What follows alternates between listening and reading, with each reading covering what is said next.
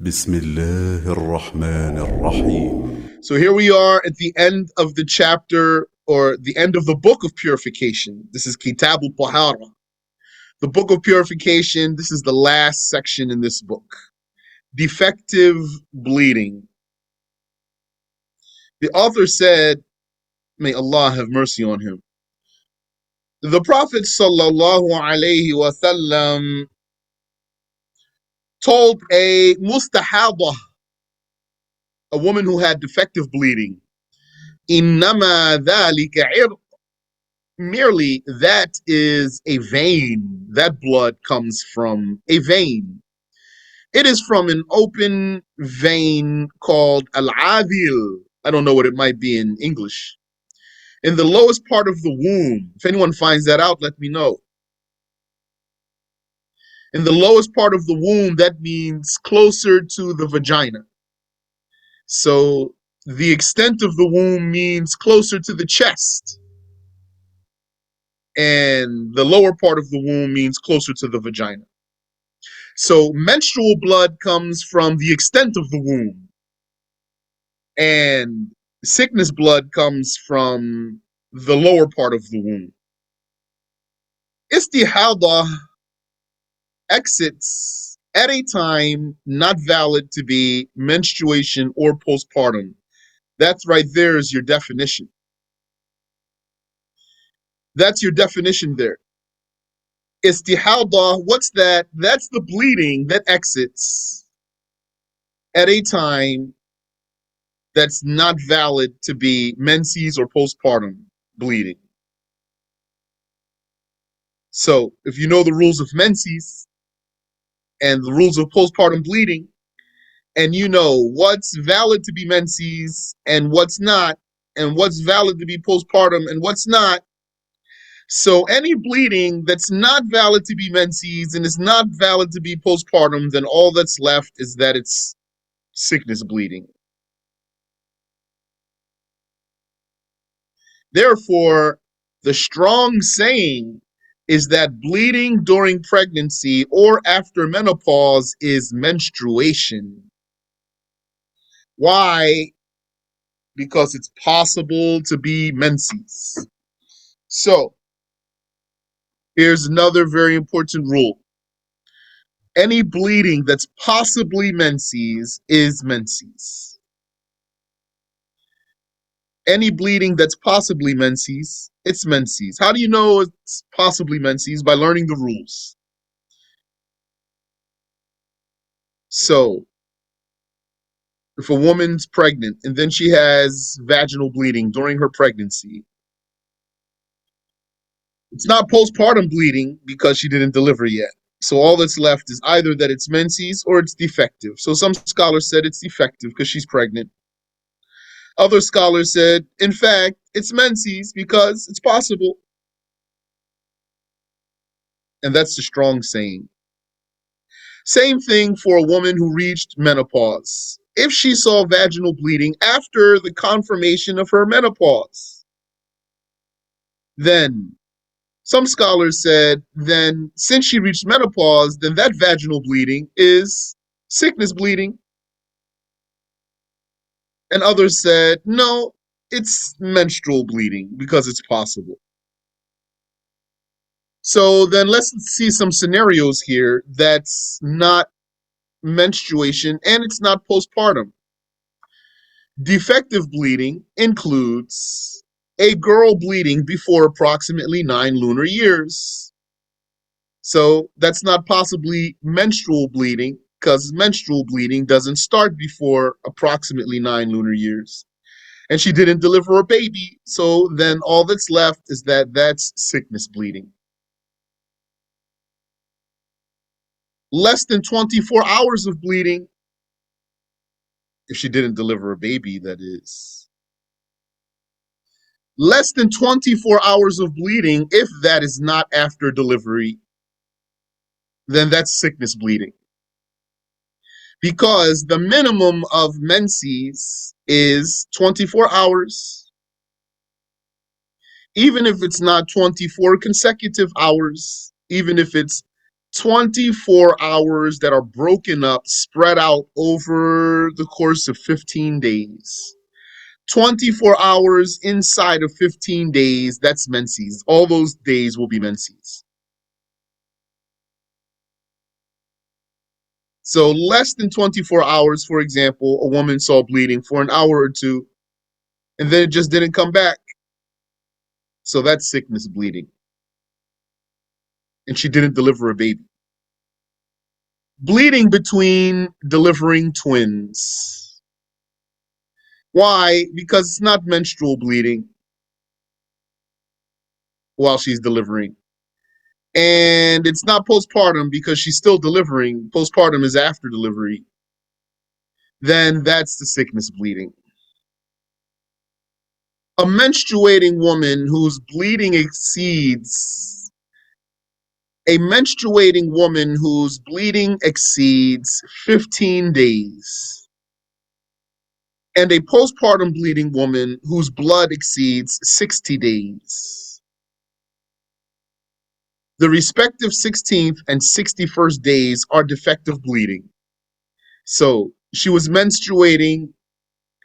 Her bleeding went past 15 days. So the 16th day is for sure sickness bleeding.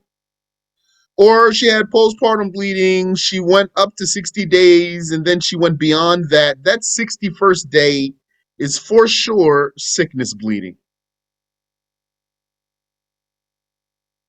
And possibly some of what is before them, according to proper details.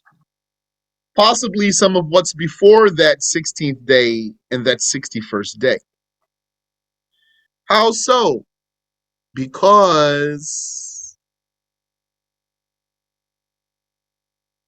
as you know, a woman has her own personal habit, her norm for her menstrual cycle. That's one thing. And then also there's a religious limit for the menstrual cycle, regardless of her norm. As long as her norm, as long as her bleeding falls anywhere inside of that religious limit, then it doesn't even matter. But what if one month, what if on 1 month her bleeding went into 16 days? So when did the sickness bleeding start? For sure, the 16th day is sickness bleeding. But did it just start? Yani, the menses turned off on day 15 and then the sickness bleeding turned on day 16? Probably not. So how does she know when did the sickness bleeding start? It depends. Because a third thing that a woman needs to keep in mind is the attributes of her bleeding.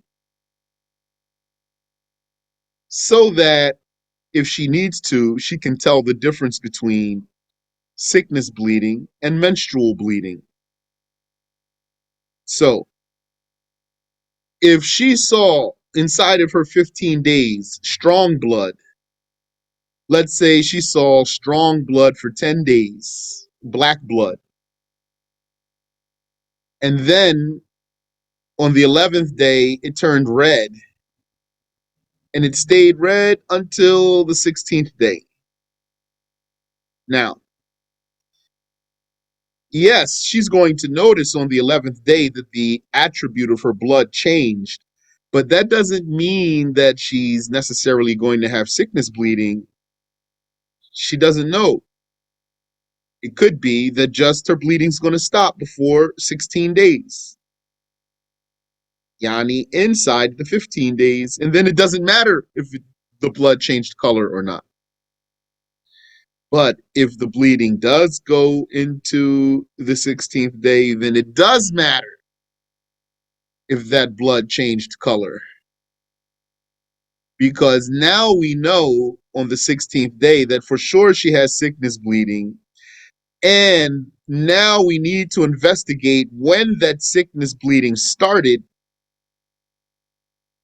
And our clue for when that sickness bleeding started is when the blood changed.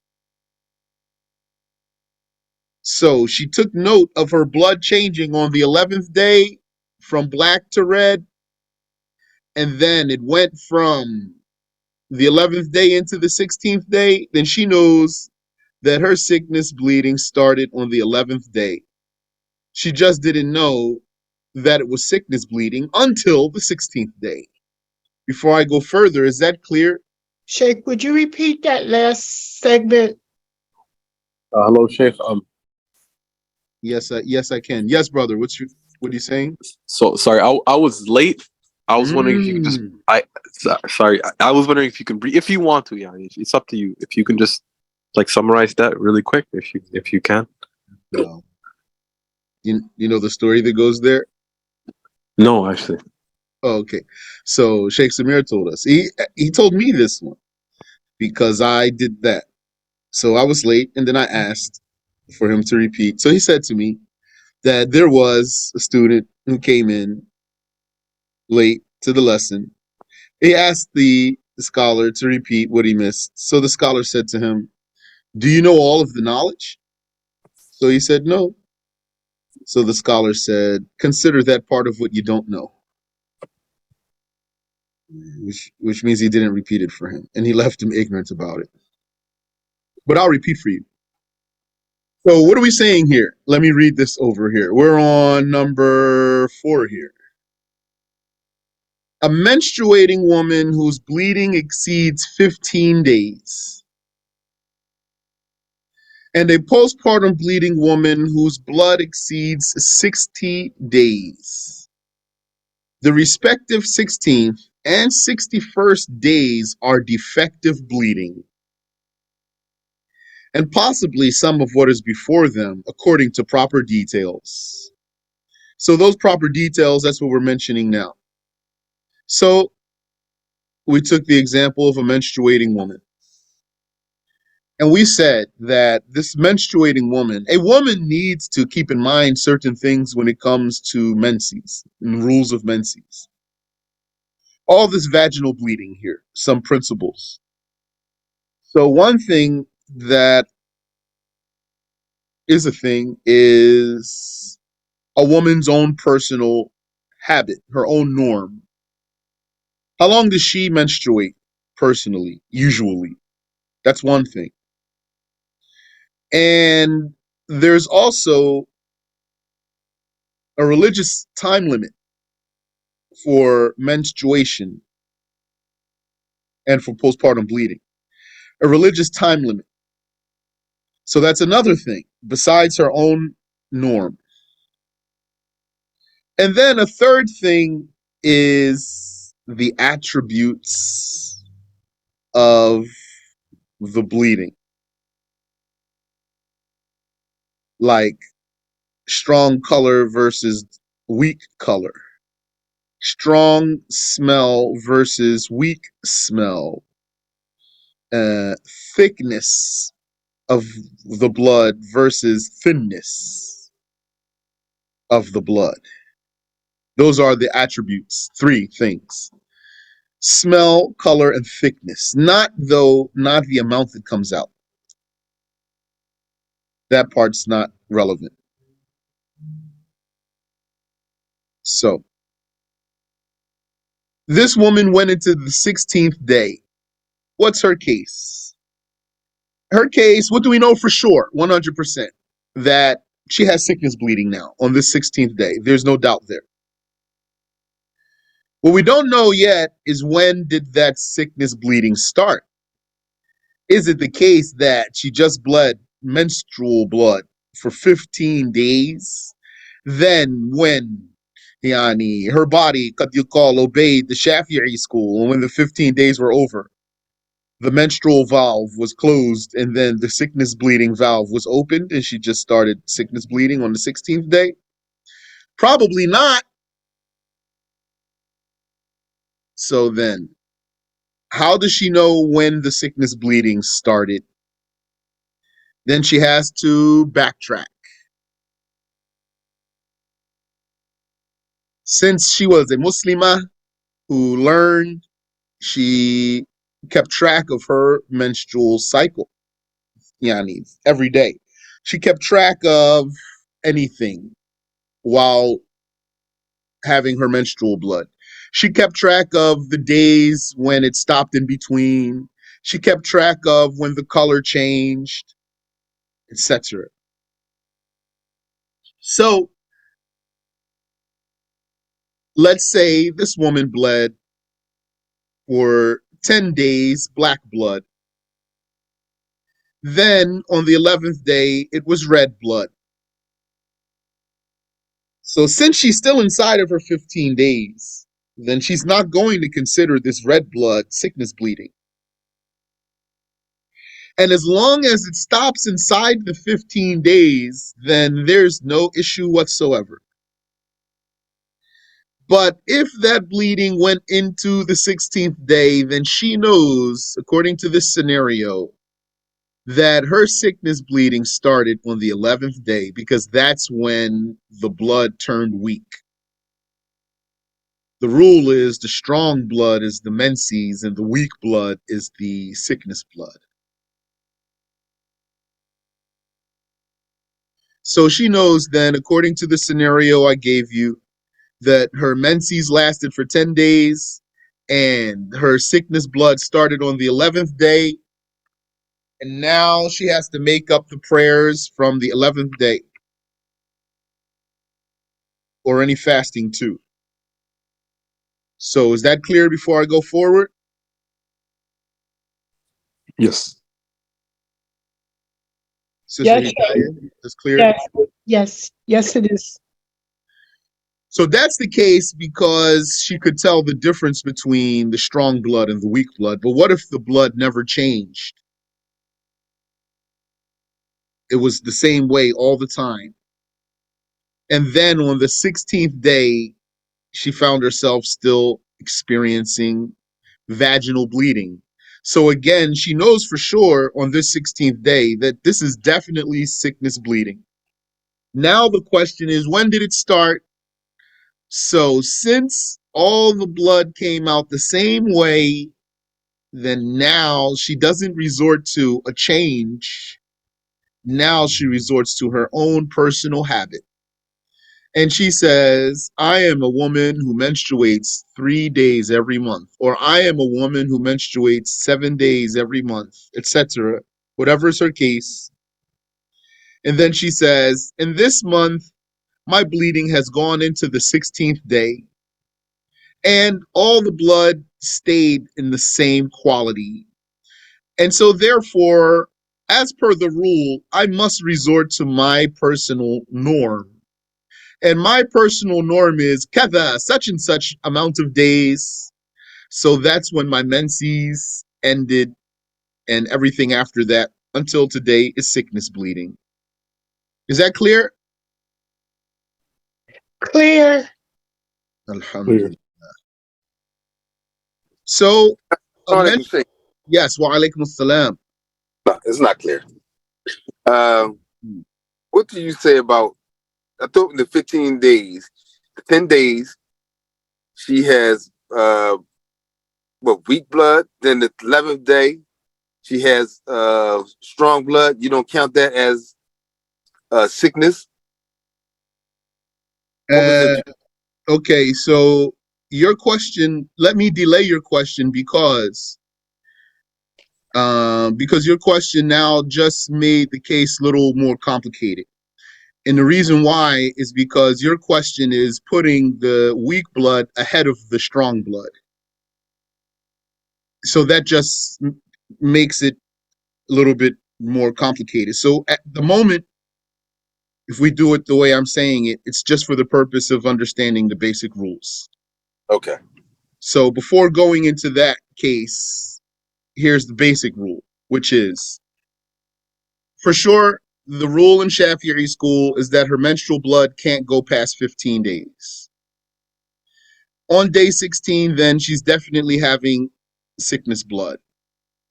And now she wants to determine when it started. Now, so the example I'm giving this is basic case just to establish the first rules. We still have more to go. If you can see my screen, you see we have all these details here, and we're going to break it down. So we'll see like when the weak one comes first, or when the strong one comes, or if it breaks weak, strong, or if we don't go that far here, then if and when we read the Menses booklet, then for sure we'll cover those, inshallah. So as for the basic, though, rule that I've mentioned for you so far, which is on the 16th day, when she wants to determine when her sickness bleeding started, and we're keeping it now just basic, then what does she do? If she could tell the difference between strong blood and weak blood, then she says, all that strong bleeding was my menses, and then the weak bleeding that started on day 11, for example, that's my sickness bleeding from then until now. And if all the blood didn't change, it stayed the same the whole time, then she says, my personal norm is to menstruate for such and such amount of days every month. Now I'm in day 16. So since my personal norm is to menstruate, let's say 6 days every month, then I know that even though all the blood stayed the same, but I know now that my sickness bleeding started on the 7th day until now. Is that clear? Abul-Qawi, is that clear? Yes, it's clear. Alhamdulillah. All right. And then same thing for a woman with postpartum bleeding. Same exact thing. So she has 60 days after delivery. She went into the 61st day. So she knows now she has sickness bleeding for sure. So how does she determine when it started? If she could tell the difference between strong blood and weak blood, then she says the strong blood was the postpartum, and the weak blood, let's say, the weak blood started on day 40 until now, day 61. So then that's when my menses ended and when my sickness bleeding started. And I have to make up my prayers and fasting from day 40. Or if all the blood stayed the same, then she says, I am a woman who's postpartum bleeding. For all the babies that I've delivered, my postpartum bleeding was always 30 days, for example. Now here I am. I just had my next baby. And now I'm in day 61. And all the blood stayed the same. So my personal habit of postpartum bleeding that I know from my previous deliveries was 30 days. So, and all my blood stayed the same. So now I know that my postpartum bleeding was 30 days. And then from day 31 until now, that's sickness bleeding. So is that clear, inshallah? Hopefully that's clear. That's exactly just like the Menses case. Inshallah, that's clear. طيب.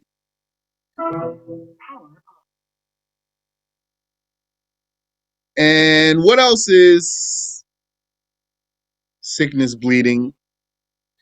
Bleeding between two menstrual cycles. The bleeding between two menstrual cycles. Because the month must have a pure period if there were a menstrual cycle. If the menstrual cycle itself can be 15 days at most, and the woman menstruates only once a month, it is then necessary that the purity between periods be at least 15 days. So if she doesn't even get 15 days of bleeding between her two menstrual cycles, then those 15 days actually had some sickness bleeding in them. The bleeding that came between two menstrual cycles. And this amount of days is proven by research. Purity. So is that clear? Any question about that? Clear. Purity between menstruation and postpartum could be less than 15 days. So that's why here, this case, this rule is specific here. Bleeding between two menstrual cycles. Why two menstrual cycles? Because the purity between menstrual cycle and postpartum bleeding could be less than 15 days. Like a pregnant woman menstruates. So like, what's the case of that? Like, how could that be? What's a scenario of purity between menses and postpartum bleeding being less than 15 days? Like a pregnant woman menstruates, according to the Strong saying. So she's pregnant and she saw vaginal bleeding and she learned and she said, I take the Strong sayings of the Shafi'i school. And according to that, then this vaginal bleeding is menses. So a pregnant woman menstruates, but then it stops. And then before 15 days, she gives birth. She delivers her baby and she bleeds. So now it's postpartum bleeding. So then what happened there? The purity between that menses and that postpartum bleeding was less than 15 days. You see that scenario there? A pregnant woman menstruates and then it stops. The menses stops. And before 15 days, she has her baby. And then she bleeds, her postpartum bleeding. So then that's a case of less than 15 days of purity between menses and postpartum bleeding. So then we're talking about the bleeding between two menstrual cycles being sickness blood.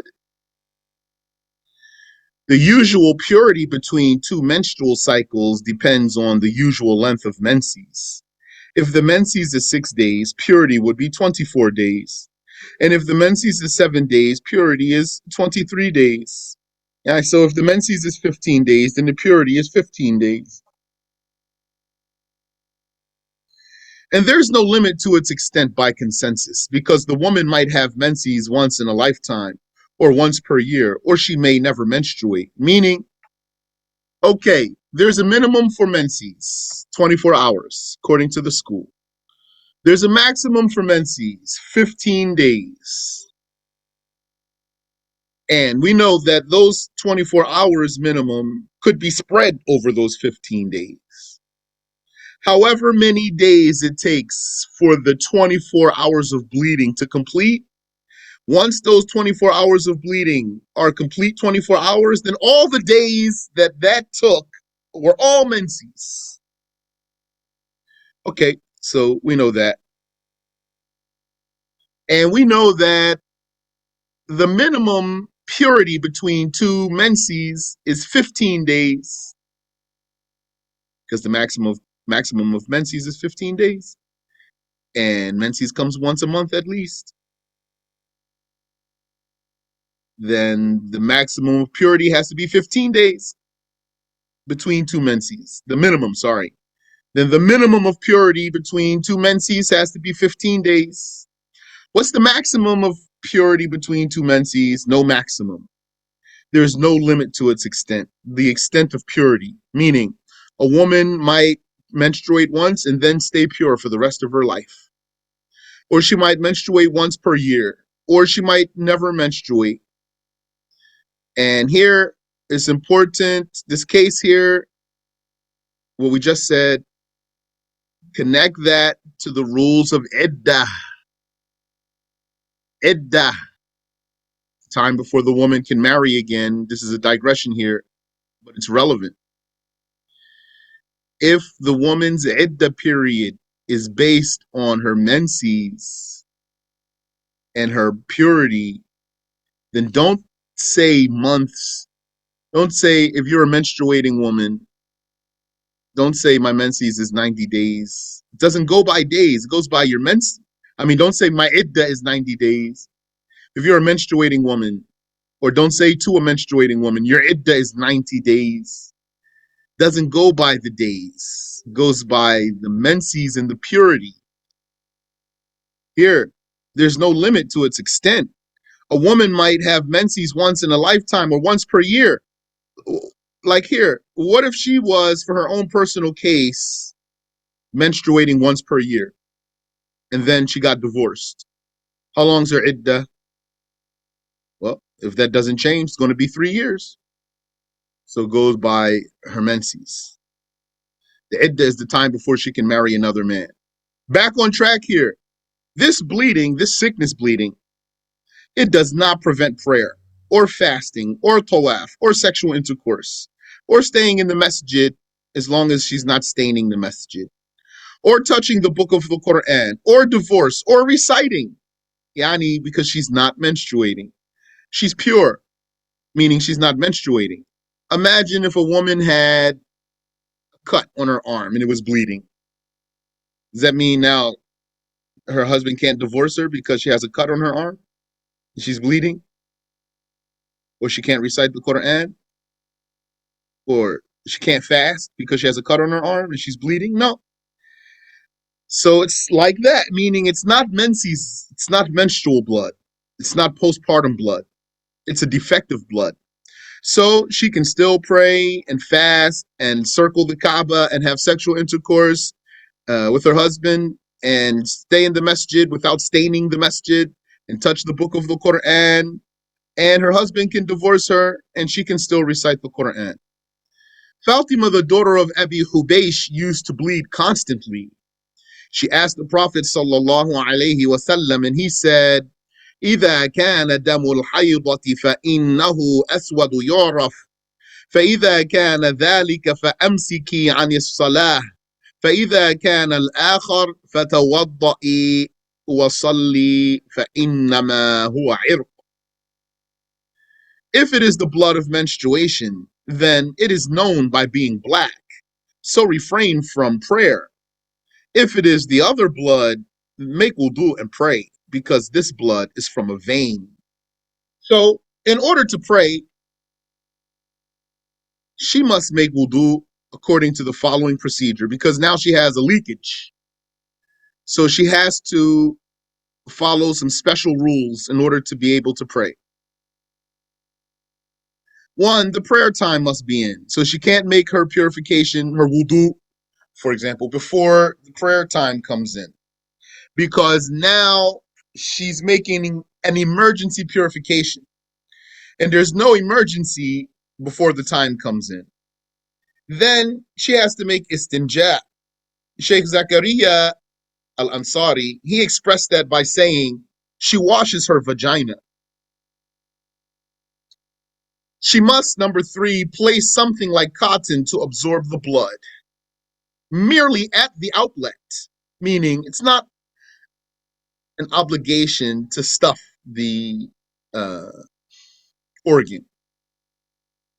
Merely at the outlet, the mouth of the vagina, without having to insert it in a way that would invalidate her fast. Like a tampon, that will invalidate her fast. Not only that, since I'm there, if a woman had sickness bleeding, and she put a tampon to block the bleeding, and that tampon has a string that hangs out that she uses to pull the tampon out. If that string is hanging out, then her prayers will be invalid. So if she's using a tampon for this sickness bleeding, you have to make sure the string is inside also with the rest of the tampon for the validity of the prayer. So she merely puts that cotton or the like at the mouth of the vagina without having to insert it in a way that would invalidate her fast. And she secures that with a liner from the front to the back. Now, in our days, they have things that are more convenient than older days, such as liners that go in the underclothing and they don't require a strap. Those liners that they have these days, they don't require a strap. But what's here, what I'm going to read to you, is the description of what they used to do. So that requires a strap. So what would she do in those old days? She secures that, which she put to block the bleeding, with a liner from the front to the back. And then she ties that liner with something around her waist. That's the strap. So imagine, like, the sumo wrestler has something goes between his legs, and then he has something goes around his waist, holds up what goes between his legs. So something like this. But the ones that they have today, that's sufficient. It's not a condition that there's a strap there. And 4, she makes wudu with the intention to permit prayer. To permit prayer, not to be purified from impurity. She doesn't make the intention to lift the impurity because she has this leakage. This leakage is always going to break her purity truly. So then she doesn't intend to lift that impurity due to the leakage. Rather, she intends to make prayer permissible. And these steps must be consecutive. So all what she does here, what we said, she does that nonstop, yani, without stopping. The prayer time comes in, she makes istinja, she puts something to block contamination, and then she makes wudu with the said intention. And then she immediately prays, delaying slightly, like the amount of 2 rak'ahs. Well, hold on, I got ahead of myself. Delaying slightly only for something related to prayer. So that's like she's not even delaying. What we just call delaying, that's allowed. It's like she's not delaying here. Which is what? For something related to prayer, like covering, so she can put her clothes back on, and determining the qibla, and even to wait for the jama'ah prayer to start, she's allowed to. That's not delaying. And responding to the mu'adhin, yani, so when the mu'adhin, in other words, she can listen to the mu'adhin and then repeat after the mu'adhin, because all of that is related to the prayer. Everything that's related to the prayer, she can do that. That's not delaying. It's just delaying maybe in the sense that she's doing those things and not praying ahead of them. That's permissible. Or else, if she doesn't have any of these excuses and she delayed, then she must repeat the whole process. How much time does she have after she did all of that? So let's say then she did that. The prayer time came in and she made istinja and she put the proper materials to block contamination, and she made her wudu, and then she covered her awrah, she put her clothes back on, and she fixed herself, and she determined her qibla. Then okay, how much time now she has to pray, and she has nothing left, let's say. Then how much time she has to pray before she has to repeat this whole process? Like the amount of 2 rak'ahs. Like the amount of 2 rak'ahs. In other words, let's say she's in her house. Prayer time came in. She went to her bathroom. She did everything. She made her istinja, made her wudu, put the blockage, everything to block the leakage, fixed her clothing back. She's already in her own house. She doesn't have to find the qibla. She's not waiting for a congregational prayer. So what she have to do? Should she just put a carpet right outside the bathroom door and step out the bathroom and say Allahu Akbar? She doesn't have to. She has like the time of 2 rak'ahs to start. And this process must be repeated for every obligation requiring wudu. Like tayammum. Yani this process is like tayammum. Just like for tayammum, you have to repeat it for every obligation. that requires the purification, then this whole process of the istinja and putting something to block contamination and all of that, it has to be repeated for every obligation.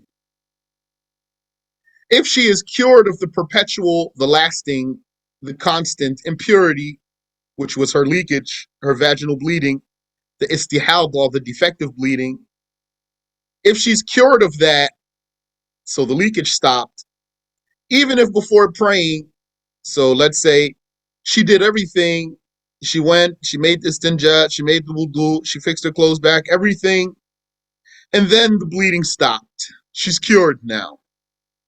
And she didn't even pray, let's say, then her emergency wudu is invalidated.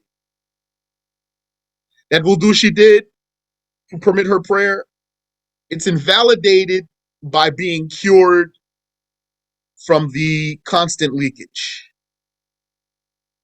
Now she has to make a normal wudu. She has to lift the impurity. Unless she knows that she will soon bleed again. Yani, or she just wants to see, for example. She says, I think I'm going to bleed again. I'm just going to hold on for a minute and see before I judge that I'm cured. Let me just see. Then she still holds that emergency wudu. Is that clear, brothers and sisters?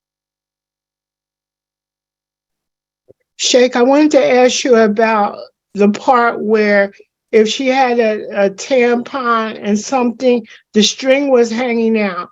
Mm-hmm. Could you give me clarification on the string hanging out? Yes. There's a rule that it's not only for the tampon, it's even for other things. So if a person had something in his body connected to the najasa in his body, inside his body, he had something inside his body in contact with the najasa inside his body, and this thing that he has there comes outside also. So part of it is inside and part of it is outside. Then when this is the case, then your prayer is not valid. So an example is like if you had something in your stomach and there was a string coming out of your mouth. So you swallowed something with a string and went down into your stomach and the string's still hanging out of your mouth. Then you prayed like that, your prayer is invalid. Because that thing in your stomach is in touch with the najasa in your stomach. And then having that string that's coming out to the outside connected to that, this will invalidate your prayer. So same thing, a woman has some sickness bleeding, and then she took a tampon to block the leakage, but this tampon has a string that the purpose of the string is to be able to pull the tampon out when you're done with it. She can't pray like that. So either she's going to have to remove that before she prays if she wants to leave the string out, or she's going to have to put the whole string and everything in there inside without anything hanging out. Understood. My other question is, for each obligatory prayer, she has to take it out, for example, the tampon, and put a clean one in? Yes, for example, if she's using a tampon, yes. Clear. Better close. I mean, wafikum. Unless she's going to change it, unless she can wash it clean and put it in without any najasa. I mean, wafikum. But yeah. Now, what we covered today, that's good.